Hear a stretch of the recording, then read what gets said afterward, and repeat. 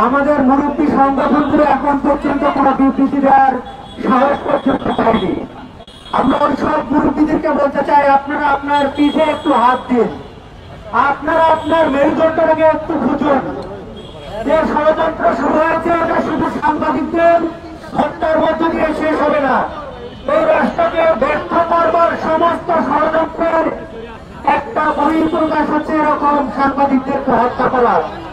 নির্মম ভাবে দিনে দুপুরে একজন মানুষকে হত্যা করবে, এটি যেমন অসম্ভব, সেক্ষেত্রে একজন সাংবাদিককেও এরকম হত্যা করার যারা ষড়যন্ত্র করেছে, এরকম সাহস দেখিয়েছে, তারা এই রাষ্ট্রের বিরুদ্ধে সর্বোচ্চ শক্তি প্রয়োগ করবে, এটি স্বাভাবিক। সুতরাং আমাদের চতুর্থ স্তম্ভকে যদি আমরা ধরে রাখতে চাই, আগামী দিনে রাষ্ট্রকে যদি আমরা বিনির্মাণ করতে চাই, তাহলে সাংবাদিক হত্যার বিচার নিশ্চিত না করা পর্যন্ত রাষ্ট্র দাঁড়াতে পারবে না।